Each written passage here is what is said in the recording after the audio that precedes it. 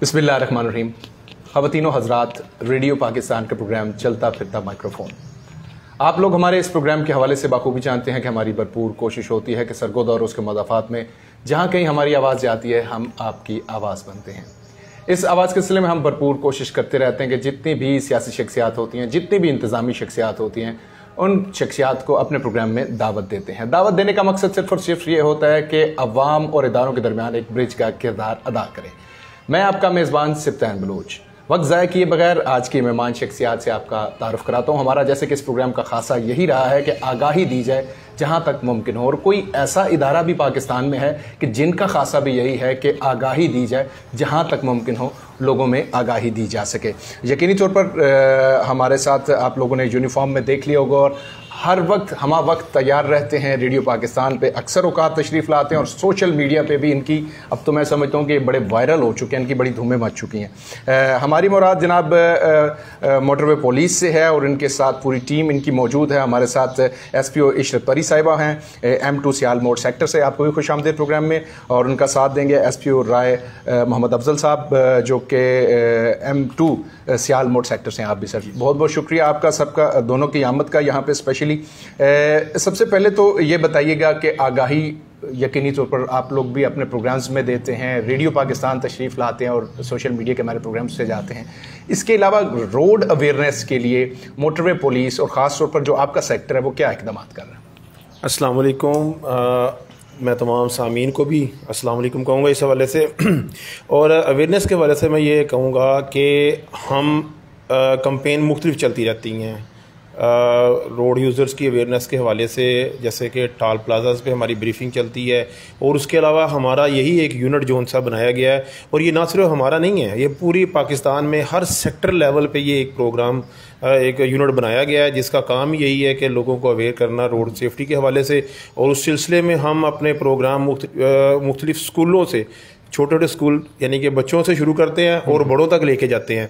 तो स्कूल के तमाम कैडेट्स को हम इसमें कवर करते हैं और उसके बाद जितने भी कह लें कि इंस्टीट्यूशन हैं उनमें हम जाके लोगों को रोड सेफ्टी के हवाले से अवेयरनेस देते हैं। जी ठीक है। इशरत परी साहबा, मैं आपसे पूछूंगा कि जैसे कि राय साहब ने बताया कि स्कूलों में जाके, कॉलेजेस में जाके, जहाँ मुमकिन होता है आप लोग जाते हैं, इसका इफ़ेक्ट क्या पड़ता है? कितने % आप समझते हैं कि इससे मसला हल हो जाता है, या कहीं बच्चों में कमी रह जाती है, पेरेंट्स में कमी रह जाती है, या इदारों में यानी कि स्कूल में रह जाती है? कहाँ पे कमी वाक़ई रहती है कि लोगों में आगाही नहीं पहुँचती?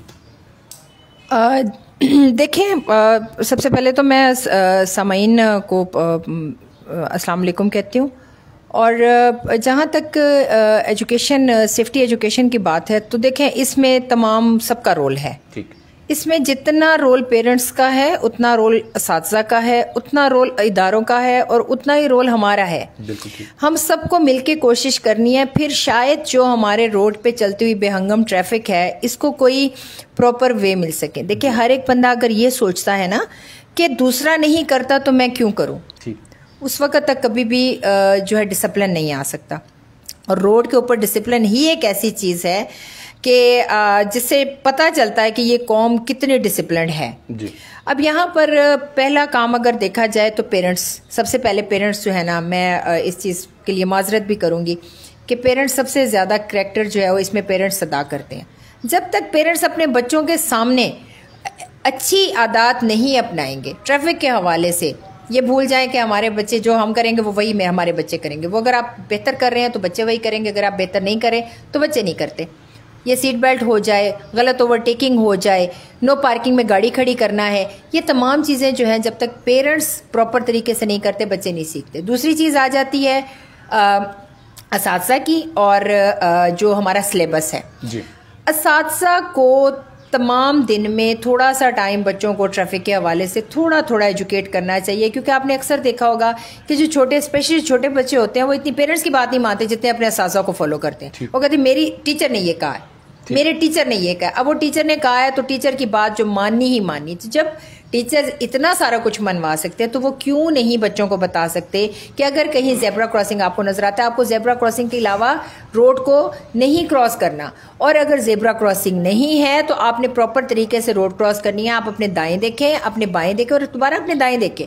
रोड के ऊपर चलने के असूल, कुछ ना कुछ डेली बेसिस पे अगर बच्चों को 1-2 मिनट के हवाले 2 मिनट में ही कुछ बताया जाए तो बच्चे इन चीज़ों को ना सिर्फ सीखते हैं, तो वो चीज़ें उनकी आदत भी बन जाती हैं।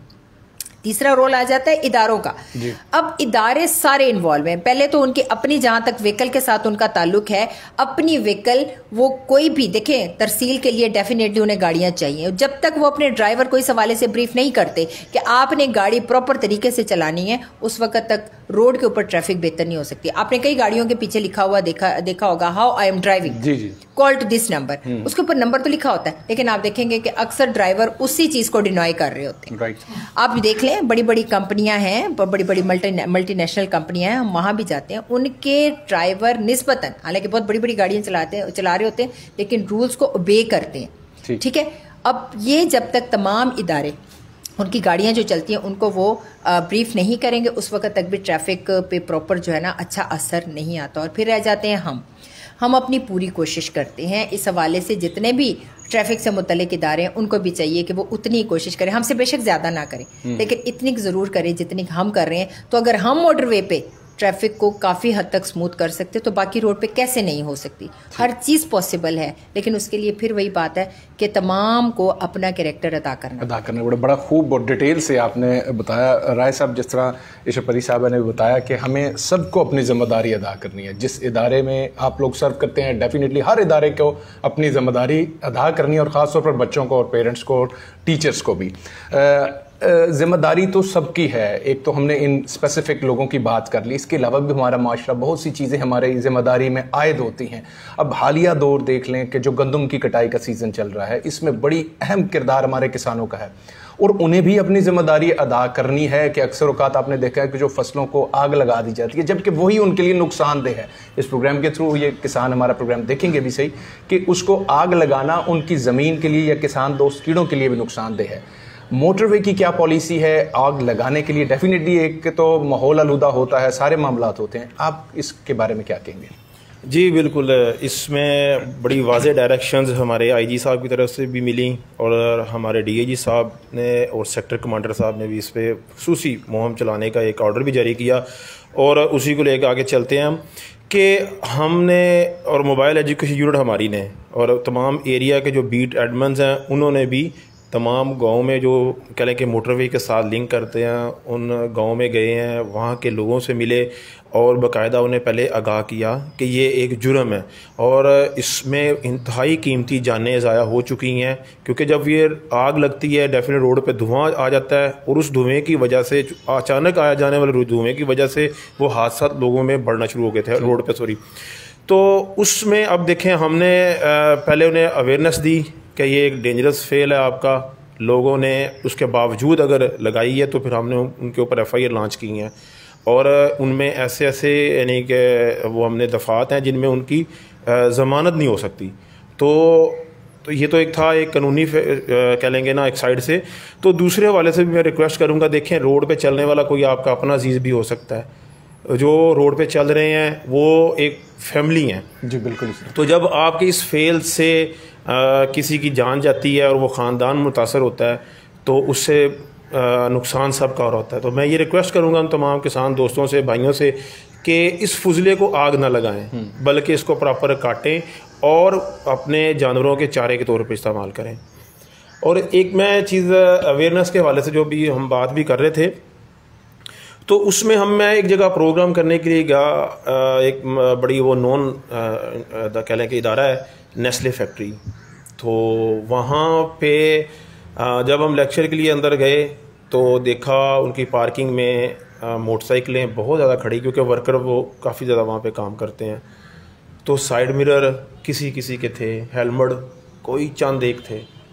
तो वो हमारा उनके साथ जो प्रोग्राम था वो कह लें कि हाईअप्स के साथ था। मैंने वहाँ पे कहा, सर देखें, अगर आपके एक ऑर्डर से इन लोगों की जानें बच सकती हैं, सेफ़ हो सकती हैं, तो आप ऑर्डर क्यों नहीं जारी करते? तो believe me, 2 week after 2 week हम फिर वहाँ पे एक प्रोग्राम था हमारा रोड सेफ्टी का, पहुँचे तो पूरी पार्किंग में साइड मिरर गाड़ी वो मोटरसाइकिलों पे लगे हैं, और हेलमेट सबके साथ अटैच हुए हैं। यानी उन्होंने वो कर दिया, ऑर्डर जारी कर दिए। अब देखें, यही मैं रिक्वेस्ट यहीं से लेके चलूँगा, पेरेंट्स की तरफ आते हैं।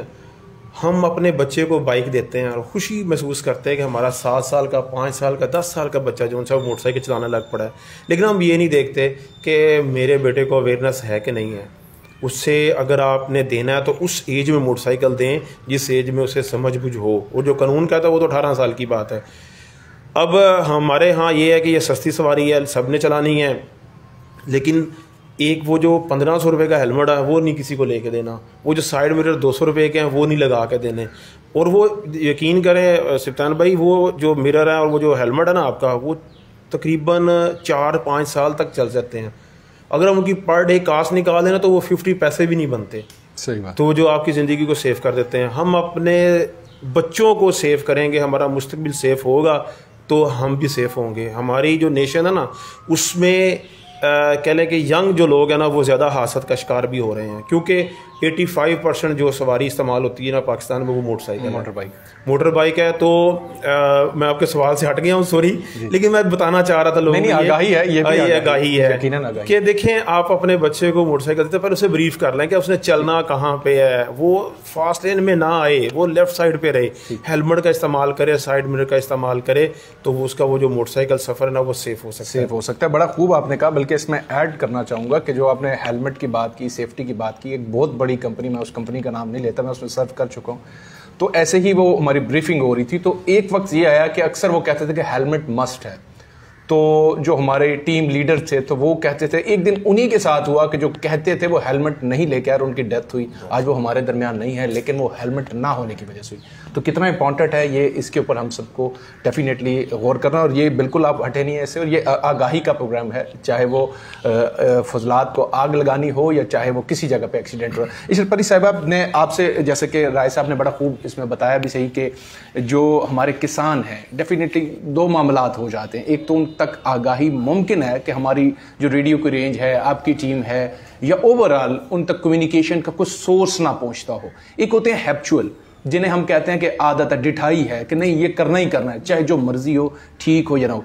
आपको क्या असेसमेंट है आपकी, क्या हमारी आगाही वहां तक नहीं पहुंचती या वो हैप्चुअल हो चुके हैं कि ये करना ही करना है हमने? जी बड़ा सप्तान साहब, बहुत अच्छा क्वेश्चन किया है आपने। अब इस सिलसिले में हमारी पूरी कोशिश होती है कि हम दूर दराज, स्पेशली मोटरवे से अटैच करते हुए जो गांव हैं उन तक लाजमी पहुंची। हमारी टीम जो हमारी मोबाइल एजुकेशन है वो बाकायदा वहाँ अप्रोच करती है और वहाँ जाकर उनको बताती है। यहाँ पर ये नहीं मैं कहूँगी कि लोग जो हैं वो हैप्चुअल हैं, होते होंगे, लेकिन जब उन्हें बताया जाता है ये भी ज़रूरी नहीं कि उनको पता हो कि इस चीज़ से देखें बाकियात को आग लगाई गई, धुआं रोड पे आया और कोई एक्सीडेंट हुआ और खुदा ना खास्ता उस एक्सीडेंट में जानी नुकसान हुआ। अगर देखा जाए तो सारा जो जिसको कहते हैं ना कि वो हरकत जो उस खेत में आग लगाने वाले की है उसमें उस डेथ में वो शामिल होगा। सही, उसको वो हिस्सा जाएगा। वो कितना, जब उसका कहते हैं हो सकता है कि किसी को पता ना हो कि इसके पीछे किसका हाथ है, लेकिन बहरहाल जिसको कहते हैं क़यामत वाले दिन उसका वो हिसाब आएगा कि तुम इस चीज में शामिल थे, तुम्हारा हिस्सा इसमें बनता था। तो ये एक इनडायरेक्ट मैं कहती हूँ कि एक जिसको कहते हैं ना कि किसी की मौत का बाइस बन जाना, एक तो वो चीज भी है। दूसरा, लोग जो है वो उनके लिए एक ईजी वे है, उनके लिए एक इजी वे है। उस इजी वे को अडॉप्ट जब वो करते हैं तो ये हादसा तब आता है। उसकी वजह ये है कि वो वहाँ से वो बाकियात को उठाना, वहाँ से तरसील करनी, ये उनको थोड़ा मुश्किल लगता है। लेकिन उसी को वो आग लगा के वहीं पर वो जल जाए और उसके ऊपर उन्होंने उसको ज़मीन को लेवल कर देना, ये उनके लिए ईजी है। लेकिन मैं इस चीज़ के लिए हमारी जो डिपार्टमेंटल कोशिश है, जो हमारे आईजी साहब की हिदायत है, वो ये कि आप उन घरों तक पहुँचें। हम इवन यकीन करें कि हम मसाजिद में, उस एरिया के मसाजिद में ऐलान करवाते हैं कि प्लीज़ वहाँ की जो खेतों की बाकियात हैं उसको आप आग मत लगाएं, ये हादसे का बायस बन जाते हैं। और आप बिलीव करें कि तकरीबन 60 से 70% हम इन चीज़ों पे काबू पा चुके हैं।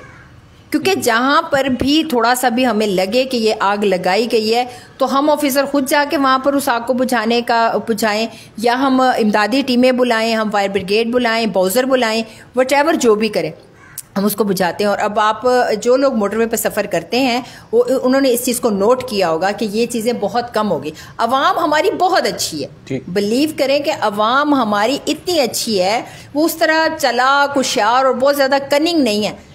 मकसद सिर्फ ये है कि एक तो उन तक वो चीज़ पहुंच जाए, बात पहुंच जाए, और दूसरा उनको उसके कॉन्सिक्वेंस का पता हो, उन्हें पता हो कि ये जो मैं आग, उसके लिए तो सिर्फ आग लगाना है ना। ठीक, मुझे आग लगा दी, ठीक है जी भाई, आग लगाने से क्या होता है? भाई मैं अब इसको उठाऊंगा, लेके जाऊंगा, ट्रांसपोर्ट का बंदोबस्त करूंगा। लेकिन अगर उन्हें ये बताया जाए कि भाई आपके इस काम से, आपके इस सेक्ट से लोगों की जानें भी जा सकते हैं, तो हमारी आवाम मासूम है जी। वो ऐसे नहीं है कि अगर उनको पता हो कि इससे इतना बड़ा नुकसान हो जाएगा वो तब भी ये करे, वो फिर नहीं करते। तो अमूमन लोग जो है वो बहुत ही शायद को ऐसे हो जो जिद में आके ये करते हैं, अदरवाइज अगर उनको समझाया जाए, बताया जाए तो वो मान जाते हैं। हमारा सिलसिला गुफ्तगू बहुत अच्छा जा रहा है, लेकिन दामन वक्त में इतनी गुंजाइश नहीं है कि हम इसको फर्दर लॉन्ग करें। इंशाल्लाह फिर आगाही का प्रोग्राम, बहुत से सवालात हैं जो मेरे पास, जो मैं करना चाह रहा हूँ। एक डिटेल इंटरव्यू आपसे करेंगे। क्या पैगाम देंगे जो पूरी दुनिया में ये प्रोग्राम आपका जाएगा, बाद में इसकी रेडियो रिपोर्ट भी नशर होगी, क्या कहेंगे आप लोग? जी, मैं अभी आने वाले मौसम के हवाले से एक पैगाम देना चाहूँगा कि जो गाड़ियों के टायर है ना, वो बड़े ही अहम हैं। मैं अपने प्रोग्राम में भी बात कर चुका था पहले, पिछले प्रोग्राम में सॉरी, कि जब भी हम टायर परचेज़ करें तो उसकी वो मैन्युफैक्चरिंग डेट देख के टायर को परचेज़ करें। देखें टायर के ऊपर मैन्युफैक्चरिंग डेट जो सी वो मेंशन है, वो मैं आपको बता देता हूँ कि एक कह लें कि ट्रायंगल शेप में लिखी होती है, जैसे सपोज 0920, तो वो जो 20 है ना आखिरी, वो आपके साल को शो कर रहा है, और जो 09 है वो उस वीक को शो कर रहा है जो साल का गुजरा जिसमें ये टायर बना। तो 4 साल लाइफ है। टायर बड़ी अहम चीज़ है। जब भी टायर परचेज़ करने के लिए जाएं तो वो मैन्युफैक्चरिंग डेट देखें, उसके बाद फिर टायर को परचेज़ करें। इस मौसम में जो अभी गर्मियों का मौसम आ रहा है, टायर बड़ी अहम चीज़ है। और हम रोड पे भी यही देखते हैं कि बहुत ज़्यादा लोग टायर बरस्ट होने की वजह से हादसे का शिकार हो जाते हैं। और अगर हम इसी फैक्टर को सिर्फ देख लें, अगर वो टायर चलने काबिल नहीं है तो उसे रिप्लेस करवा दें फौरी तौर पे। और आखिरी एक पैगाम दूंगा कि गर्मियों का मौसम है, गाड़ी का पानी और कूलेंट वगैरह उसमें इस्तेमाल करें। उस चीज़ को चेक करके अपने सफ़र से निकलें और नींद पूरी करके चलें। एक बालिग शख्स को 6 घंटे की नींद लॉन्ग ड्राइव के लिए ज़रूरी है, वो करके निकलें। आपका सफ़र महफूज तो पाकिस्तान महफूज। ठीक है, इसे परी साहिबा आप क्या पैगाम देंगे? जी, मैं सिर्फ जो मेरा छोटा सा मैसेज है अपने पाकिस्तानियों के लिए, अपने लोगों के लिए। देखें, जब हम अपने पाकिस्तान के हदूद से निकलते तो तमाम दुनिया के लोग जो है ना वो हमारे हैं, हम उनके हैं। तो मेरा जो मैसेज है वो ये है कि पाकिस्तानी अवाम से कि देखें, रोड के ऊपर बाहर से जब कोई आता है, दूसरे ममालिक से जब कोई आता है, तो उसने आपके मेरे घर में हो सकता है कि ना आना हो, लेकिन रोड पे से उसने गुजरना ही गुजरना है। अगर नबी पाक सल्लल्लाहु अलैहि वसल्लम ने ये फरमाया है कि रास्ते से पत्थर उठा देना या कांटा उठा देना भी सदका है, तो दूसरे को हक देना भी सदका है, दूसरे को रास्ता देना भी सदका है। अगर आप दूसरे को रास्ता दे देते हैं, उसको गलत ओवरटेक नहीं करते, ये भी सदका है। नो पार्किंग पे आप गाड़ी नहीं खड़ी करते, ये भी सदका है। अगर आप पैदल चलने वाले को आप अपनी गाड़ी रोक के उसको रास्ता दे देते हैं, रोड के ऊपर उसको जगह दे देते हैं, तो ये भी सदका है। सदका सिर्फ इस चीज़ पे नहीं है कि आपने खैरात ही करनी है, आपने पैसे ही देने हैं, आपने खाना ही खिलाना है। सदका छोटे छोटे काम सदका हैं, और ये चीज़ें रोड पे नज़र आनी चाहिए। आप यकीन करें कि पाकिस्तान की जो रोड्स हैं, हमारी जो रोड्स हैं, वो हमारी इज़्ज़त है। आप बिलीव करें कि ये हमारी इज्जत है। अगर हमारी ट्रैफिक अच्छी हो जाए और बाहर से कोई आता है और कहता है कि भाई पाकिस्तान की ट्रैफिक की क्या ही बात है, तो यकीन करें मेरी तमाम आवाम जो है उनका भी सर फ़ख्र से बुलंद होगा, मेरा सर भी फ़ख्र से बुलंद होगा, और हम सब कह सकेंगे नहीं, ये हमारा पाकिस्तान है जिसकी ट्रैफिक जो है वो इतनी अच्छी है। मेरी तो यही रिक्वेस्ट है अपनी आवाम से कि प्लीज़ अपने रोड्स को बहुत रेगुलेट रखें। यकीन करें खुद आपको अच्छा लगेगा अपने रोड पर सफ़र करके। बहुत ज़बरदस्त इंटरव्यू, स्पेशली आपने जो डिस्कशन की और जो मैसेजेस दिए दोनों ने। जी सामने नाजरीन, आज का खुसूसी प्रोग्राम आपने देखा और सुना। इसका मकसद भी आगाही है, हमारी आवाज़ है, जहाँ तक मुमकिन हो ये पहुँच सके हम पहुँचाते हैं। और मकसद यही है कि कोई अगर बाहर से आता है तो डेफिनेटली पाकिस्तान का इमेज उसमें ज़ाहिर होता है। तो हमारी अगर ट्रैफिक अच्छे से रेगुलेट हो रही होगी, उसके ट्रैफिक रूल्स को हम फॉलो कर रहे होंगे, तो ये हम सबकी सेफ्टी है। और दूसरा, मोटरवे पर सफ़र करते हुए अगर मोटरवे के रूल्स को या किसी भी सड़क पर सफ़र करते हुए आप उसके रूल्स को फॉलो करेंगे तो ये भी सेफ्टी आपकी सेफ्टी। आज के प्रोग्राम बस यहीं तक था। हमारे साथ मौजूद थे SPO राय मोहम्मद अफजल साहब मोबाइल एजुकेशन से, M2 सियालकोट सेक्टर से। उनका साथ दिया SPO इश्तर परी साहिबा mobile education unit M2 Sialkot sector. आप दोनों की आमद का बहुत बहुत शुक्रिया। इसके साथ ही अपने मेज़बान सिप्ताम बलोच को इस अपनेपन के साथ इजाज़त दीजिए। जहाँ रहिए खुश रहिए, खुशियाँ बांटते रहिए, अपना और अपने गिरदों का खास ख्याल रखिएगा और प्यारे पाकिस्तान से प्यार रखिएगा। अल्लाह हाफिज़।